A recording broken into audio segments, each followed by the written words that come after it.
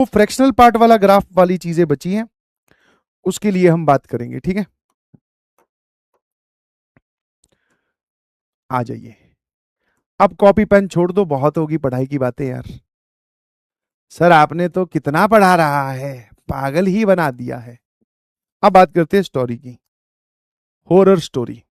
हाँ, new story एकदम latest, तुम्हें अगर वेट करवाया है तो एकदम लेटेस्ट, और लेटेस्ट मतलब कि पहले कहीं पर नहीं बताई गई है, ठीक है। कॉलेज की स्टोरी जो मैं आगे बात कर लूंगा। डिब्बी डिस्कशन की भी वीडियो मैं ट्राई कर रहा हूँ रिकॉर्ड करने की, थोड़े बहुत क्वेश्चन ही कर पाया हूँ अभी, 10 सवाल ही रिकॉर्ड कर पाया, तो उसकी तो क्या ही डालूं, बट मैं बता दूंगा। हाँ, अब जिनको स्टोरी नहीं सुननी वो जा सकते हैं, होमवर्क वगैरह सब डिस्कस कर लिया, सब चले जाएं। अब मैं बात करता हूँ हॉरर स्टोरी की। काफी दिन हो गए हैं, रिलैक्स हो जाओ आराम से, ठीक है। ये वाली चीज भी जरूरी है। हाँ, पेन रख दो, ईयरफोन लगा रखे हैं तो लगा के रखो, और पीछे कुर्सी पे रिलैक्स होके बैठ जा। हाँ, आगे भी ऐसे बैठने की जरूरत नहीं है। लव स्टोरी लव स्टोरी तो है ही नहीं, कहां से सुनाऊं भाई, गजब आदमी है ना। हम्म, तो ये कहानी जो है वो सच्ची कहानियां जो हमें सुनाई गई हैं। अभी आपको समझ में आ जाएगा कि मैं इसको थोड़ी सी सच्ची क्यों बोल रहा हूं, मतलब what is my intention about it. तो बचपन में ना गांव में रहते थे। अब आप में से कितने लोग ढानी समझते हैं? जो गांव के लोग हैं वो समझते होंगे, ढानी का मतलब होता है फार्म हाउस। जब आप खेत के बीच में ही अपना घर बना लेते हो, मतलब आसपास आपके खेत है,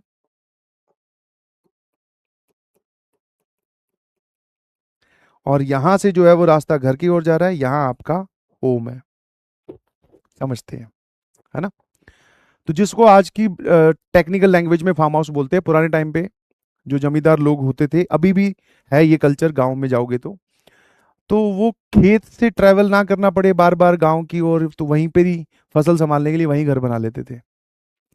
तो वहां पर घर में थे तो वहां पे रहते थे अपने दानी में, है ना। और उस टाइम पे गांव में सभी के साथ होता है ऐसा, तो गाय भैंसे खूब हुआ करती थी।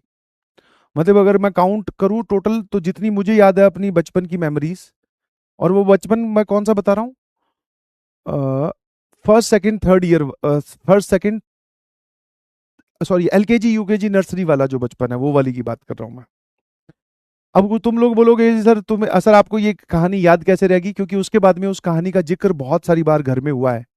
तो उस टाइम की मुझे याद नहीं है, बट उसके बाद में जब डिस्कशन करते होते थे घर वाले, बैठ के बातें तो चलती है जब इकट्ठे हो जाते हैं शादी ब्याह में, तो अरे यार वो हुआ करता था, है ना। तो इसलिए तो गाय भैंसे खूब हुआ करती थी पुराने टाइम पे। अब तो धीरे धीरे कम होगी। अब तो इनफैक्ट मैं तो वहां पे गांव कभी कभी जा पाता हूँ छुट्टियों में। अब तो शहर में शिफ्ट हो गए हैं। बट जब गाय भैंसे खूब हुआ करती थी, तो हुआ क्या करता था कि जितने भी घर वाले हैं, मतलब जितना घर का डेली यूज है दूध का वो तो आप निकाल लो, बाकी एक डेयरी वाले भैया हुआ करते थे। अब उसको भैया हम लोग क्यों बोलते थे? क्योंकि वो हमारी बड़े भाई की उम्र जैसा ही था, मतलब बड़े भाई की उम्र जितनी थी ना, उतना ही वो हुआ करता था। आसपास जो गांव में घर थे हमारे, उनमें वो सभी का, सबको भाई भाई बोलते हैं, तो हम भी उसको भैया भैया ही बोलते थे। तो वो जो है वो दूध लेने आया करता था, ठीक है, समझ गए कि बहुत सारी भैंसें हैं गायें हैं, तो आपने दूध निकाला, जितना आपको रखना है उतना रख लो, बाकी डेयरी में भेज दो, पैसे कमाने के लिए बोल दो, या फिर ये एक बिजनेस बन गया। तो वो, अच्छा, उसको सुबह सुबह अपने घर जाकर, मतलब रात को इकट्ठा करता था वो दूध, रात को मतलब कि बहुत लेट नाइट, कि 12-1 बज जाते थे, उसके बाद में वो सीधा डेयरी में ही दूध देकर फिर अपने घर जाकर फिर सोता था। तो ये काफी दिन से आता था, कई बार तो ये खाना भी हम लोगों के साथ ही खाते थे भैया, है ना। हम्म। तो कुछ दिन में क्या हुआ, अब जैसे ये लेट आता था तो इसकी एक हैबिट थी कि एक तो इसके लिए खाना रखते थे, दूसरा जब तक ये आएगा नहीं, दूध लेकर नहीं जाएगा, तो तब तक घर वाले भी नहीं सो पाएंगे, क्योंकि पता चला ये आके फिर हॉर्न बजाए कि लाओ भाई दूध डाल दो, क्योंकि ये पूरी अपनी पिकअप वैन लेके आता था, बड़ी सी पिकअप वैन, समझ गए ना, जो ये वाली चलती है पूरी कहानी, पीछे ऐसे खाली भाई ड्रम से रखे हुए हैं खूब सारे। है ना, ये वाली वैन लेकर आता था। तो इसका जो है वो हमें इंतजार करना ही पड़ता था, मतलब एज ए पूरी परिवार को इंतजार ही करते थे कि ये आएगा, ये चला जाएगा, उसके बाद में ही सब सोते थे। तो ये कई दिन से लेट आना शुरू हो गया। मतलब जैसे मान लो अगर रेगुलर टाइम 11:30 या 12 बजे है, तो ये कभी 12:30 बजे आ रहा है, कभी 1 बजे आ रहा है, काफी काफी डिले हो रहे हैं। तो फिर भाई दादी को आया गुस्सा, दादी ने बोला कि क्या तरीका है तेरा, है ना, दादी ने बोला कि क्या तरीका है। तो इसने कई दिन तो वो कारण बताया नहीं, बोले ऐसे ही बस गलती, लेट हो जाता हूँ थोड़ा सा, आगे से कोशिश करूंगा, कल जल्दी आऊंगा। बट ये जल्दी जल्दी ये काम होने लगा। ठीक है भाई। तो इससे पूछा गया कि क्या है भाई, तेरे प्रॉब्लम क्या है।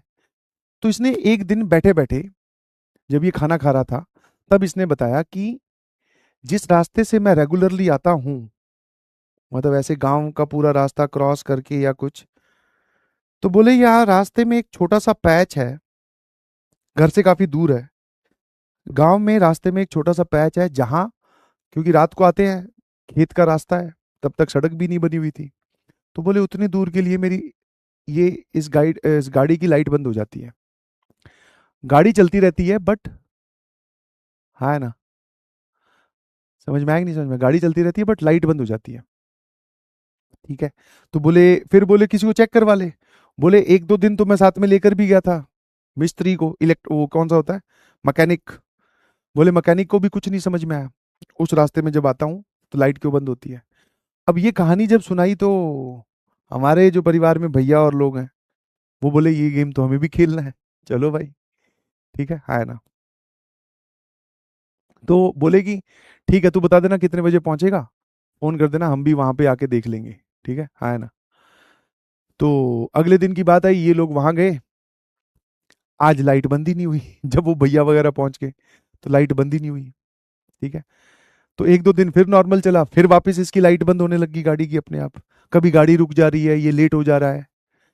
ठीक है, ऐसे करते करते ये चलता रहा काफी दिन तक। ठीक है, कभी चल रही है, कभी बंद हो रही है, जिस दिन भैया लोग चले जाएं इसकी पैरवी करने, उस दिन जल जा रही है लाइट। एक दिन क्या हुआ, जब ये घर पहुंचा वापस, तो ये एकदम हक्का बक्का था, है ना, पूरा एकदम, है ना, मतलब रेगुलर में तो वैसे भी ये निडर आदमी है, रात को 12 बजे दूध इकट्ठा करता घूम रहा है, तो इसको तो क्या ही डर लगता होगा। और इसको पता है कि लाइट बंद हो रही है, तो ये तो फिर भी अपना काम कंटिन्यू रख रहा है, तो डरने वाला आदमी तो है नहीं। एक बार जब ये घर आया शाम को, रात को दूध लेने, तब इसके चेहरे के पूरे होश उड़े हुए थे, समझ में आया। अब की बार ये ज्यादा पैनिक में था। तब पूछा गया इससे कि भाई क्या बात हुई।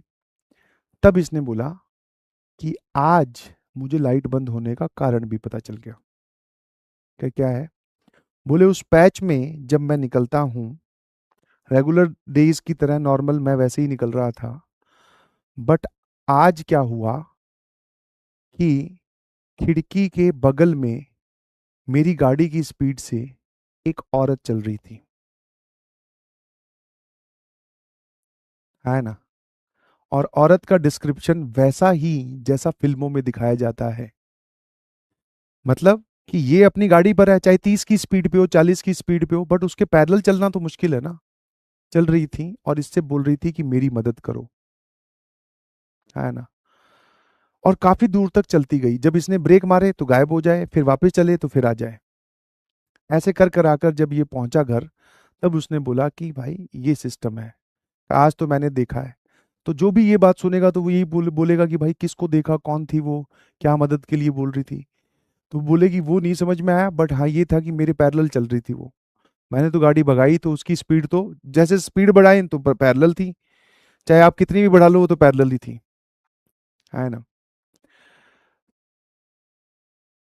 तब इस चीज को, क्योंकि ये फिर पूरे एक तो गांव का भी है और दूसरा फिर हमारे घर आने का भी रास्ता है, तो फिर इसकी जांच पड़ताल की गई भाई कि ये क्या प्रोग्राम है ना। और ऐसा, ये तो चलो रात को आता है, और हम लोग तो इसी रास्ते से आते जाते रहते हैं, मतलब जो चाचा वगैरह लोग हैं वो यही बात कर रहे थे, हमें तो आज तक कभी नहीं ऐसा कोई मदद मांगने वाला इंसान आया, है ना।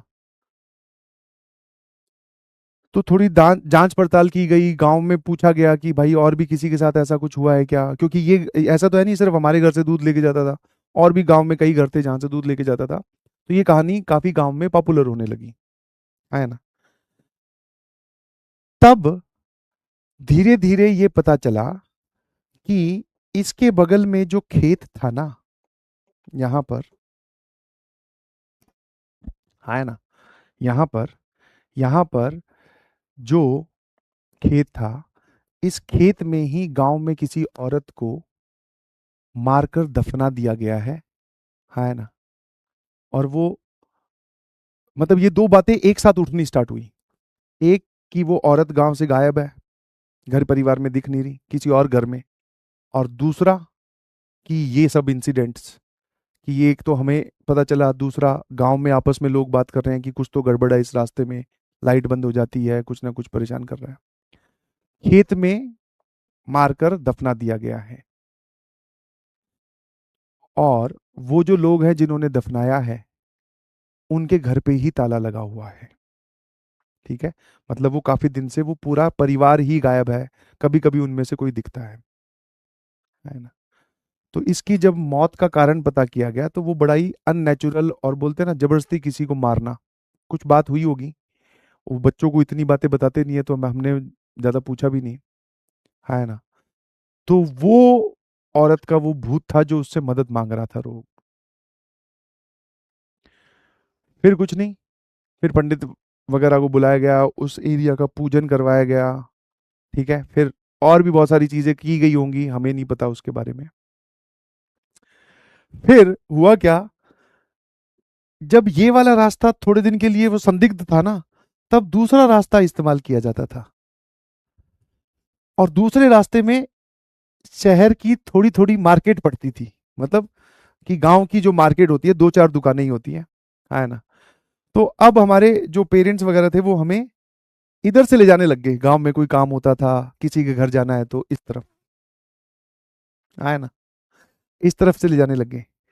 अब उस चीज का हमें बड़ा फायदा हुआ, मैं और मेरा छोटा भाई, क्योंकि इस तरफ जाते थे ना, तो पापा के दोस्त हुआ करते थे, उनकी एक दुकान थी, और वो हमें देखते ही, दोनों भाइयों को देखते ही बोले फ्रूटी पियोगे क्या, और बचपन में कौन फ्रूटी मना करता है, मैं कहा हाँ अंकल फ्रूटी पियेंगे। फ्रूटी वो हमें पिला देते थे। वैसे बचपन में कभी पूछा भी नहीं, और किसको जानना होता है कि भाई कौन पैसे दे रहा है।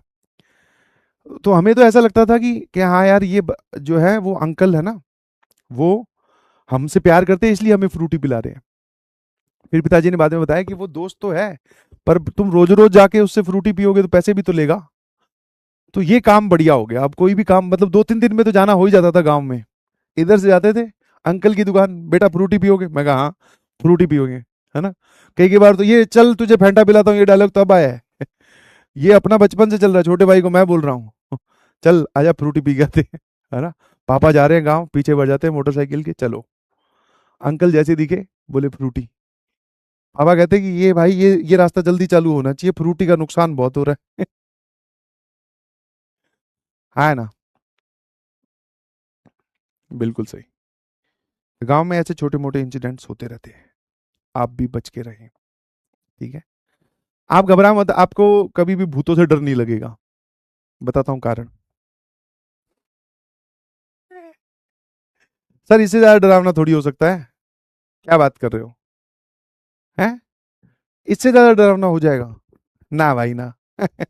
इतना तो कोई भूत ही पैदा नहीं हुआ मुझे लग रहा है।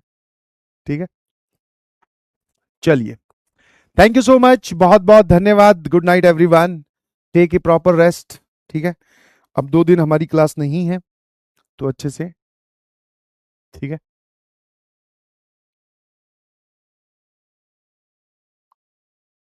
चलिए, bye bye bye bye bye bye, thank you so much, bye bye. ठीक है, इतनी कहानी थी भाई, अब तुम्हें मजा आया कि नहीं आया, मैं क्या करूं उसमें। एक कह रहा है स्क्रिप्टेड है, तो स्क्रिप्टेड सुन ही लेना, तो कहानी की तरह, तू क्या वहां पे जाकर सच में सीआईडी तफ्तीश करेगा क्या कि हाँ कहाँ पे दफनाया था सर, दिखाना। फोरेंसिक टीम लेके चलते हैं, और वो हमारे पास में वो भी आ गए हैं, क्या होते हैं वो जो खुदाई कर देते हैं, आर्कोलॉजिस्ट, वो भी आ गए हैं, बोले सर इसमें चेक करते हैं। गजब आदमी हो भाई तो। कहानी को कहानी की तरह लो, कहानी को अगर सच में सीरियसनेस की तरह लोगे तो फिर ही सिचुएशन हो जाएगी ना, यहीं बैठे बैठे ही तुम। चलिए bye bye, thank you so much, good night everyone.